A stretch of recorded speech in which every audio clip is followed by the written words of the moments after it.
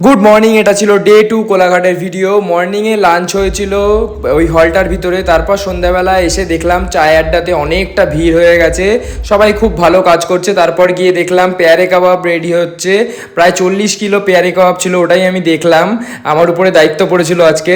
তারপর ঘুরে ঘুরে সব কাউন্টার কি কোথায় আছে সব কিছু সেট করে দিয়ে, ওয়েলকামটাও আমি সেট করে দিয়েছি। এবার আমি একটু ঘুরে ঘুরে দেখছিলাম সব কিছু ঠিকঠাক আছে কিনা, প্রপার ওয়েতে চলছে কিনা। তো এখানে সব কিছু রেডি হয়ে গেছে, গেস্টও অলমোস্ট আসা শুরু হয়ে গেছে। এবার চলো কাজে মন দেওয়া যাক, তারপর আমি আবার রাতে সময় পেলে ভিডিও করব।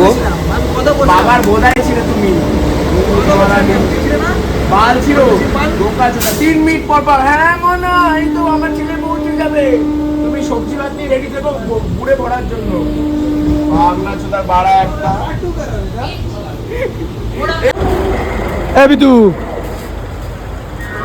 সব জিনিসটাই ভালো হলো, সব জিনিসটাই ভালো হয়েছে।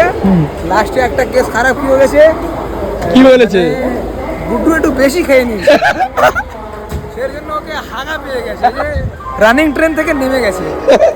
ছি ছি, সব গুড্ডুর ব্যাগ দুদিন পর কলকাতায় নেমে সবারই খুবই এক্সাইটেড, সবাই খুবই মজা করছিল সবাই, কারণ আজকে অনেক দিন পর বাড়িতে গিয়ে একটু নিজের বিছানায় ঘুমাতে পারবে। এখন আমি ছিলাম হাওড়া ব্রিজের উপরে, দেখো কত সুন্দর লাগছে ভোরবেলাটা। আজকে ফাইনালি বাড়িতে গিয়ে একটুখানি ঘুমাবো, চলে এসেছি। আমি এটা ছিলাম সোদপুর স্টেশনে, এখন প্রায় 7টা বেজে গেছে। ভিডিওটা ভালো লাগে লাইক কমেন্ট শেয়ার, পেজটাকে ফলো করে দিও। দেখা হচ্ছে নেক্সট ব্লগে, টাটা।